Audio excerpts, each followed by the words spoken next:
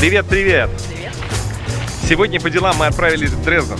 И это позволило нам в очередной раз подарить вам новую сказку.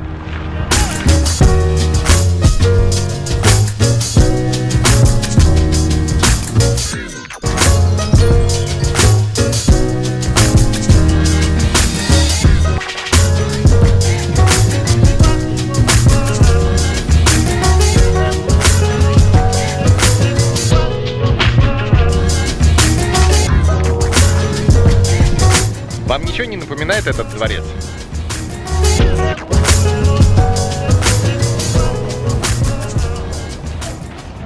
А вот так вот тоже ничего не напоминает?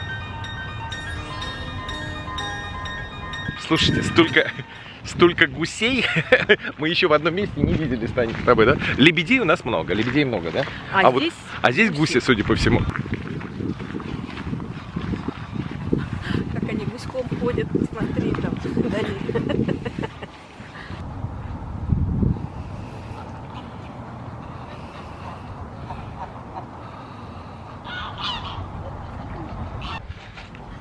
А вот то самое знаковое место, которое я вам хотел показать, тоже ничего не напоминает. Это что ж такое?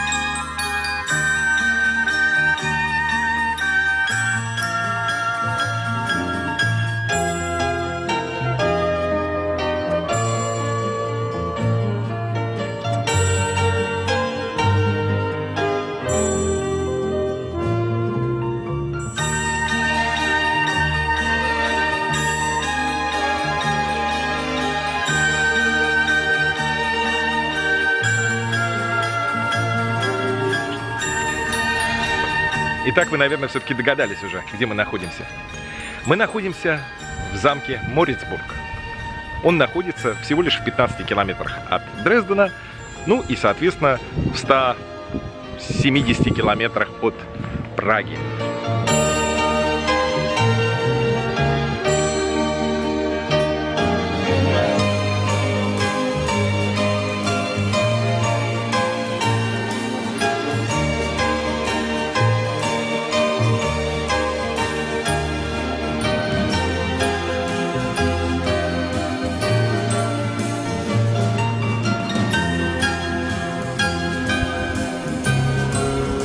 Вацлав Орличек, режиссер этого фильма, когда я задумал его снимать, ему выделили стандартный бюджет – 3 миллиона крон.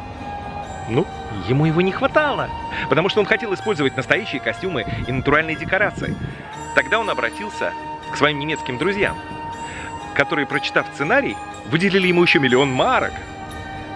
Но с одним условием, что часть сниматься будет фильма в Германии, и актеры там будут наполовину играть немецкие.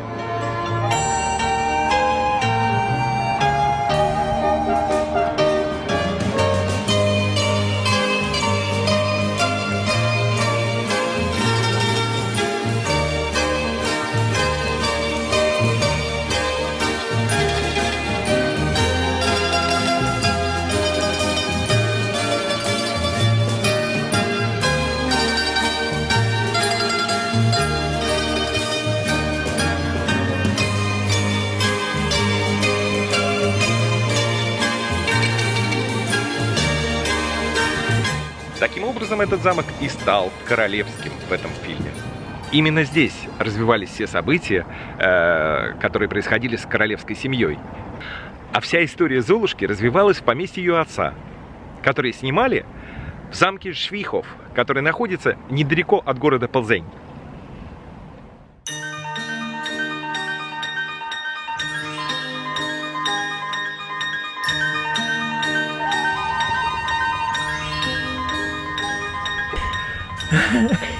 Не Лиза. Не Лиза. Я, видно, не та принцесса, я мачехина дочка. Мачехина дочка. Ну что, Танюшка, как тебе замок? Восхитительный замок, очень понравился, спасибо. Да, съездите обязательно. Ну, как вы поняли, что ничего не меняется с временами. Как и раньше, так и сейчас. Все золушки ищут своих принцев за границей. Но в моем случае было по-другому. Я была королевой, Таня была Золушка. королевой, а я золухом. Я золух.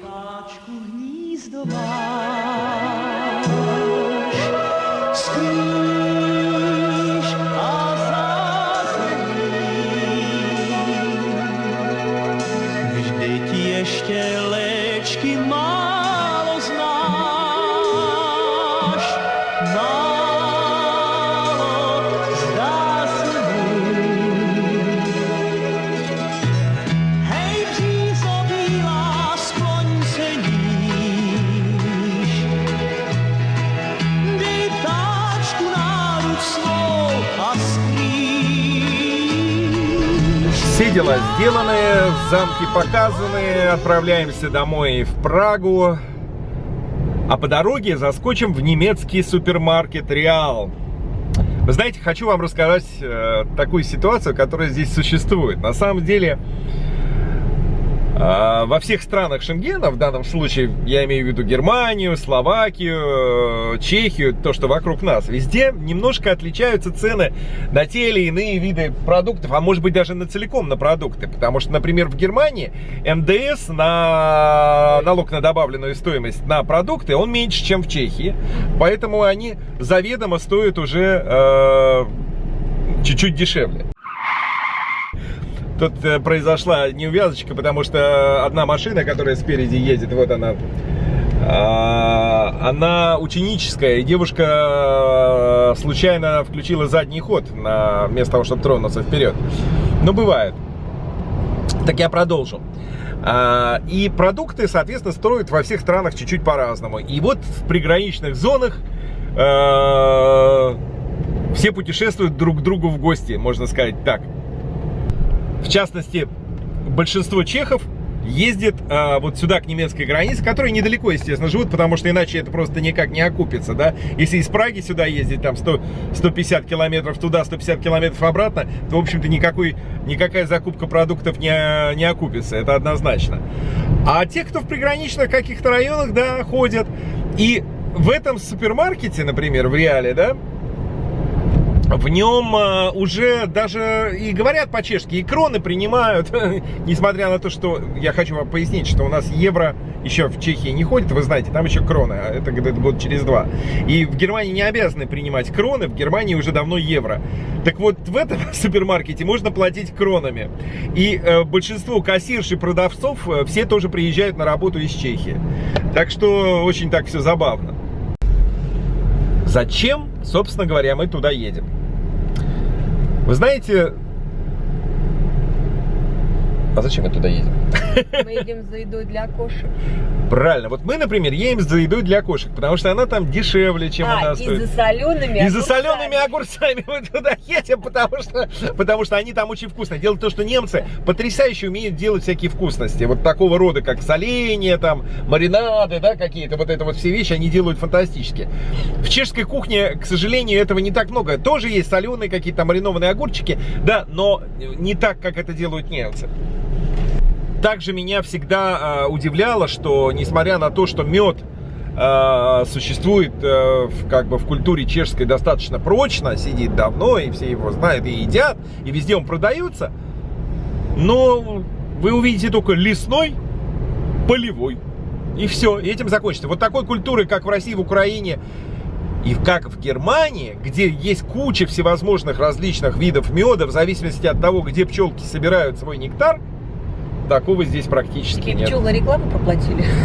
Немецкие пчелы и русские с украинскими проплатили мне рекламу. Бжу-бжу, я пчелка Майя.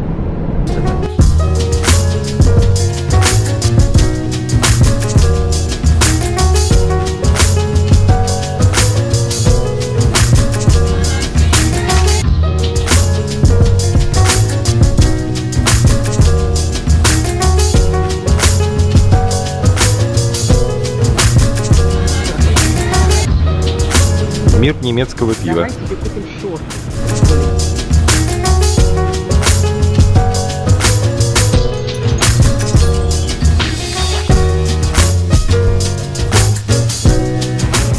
знаете, Октоберфест на носу.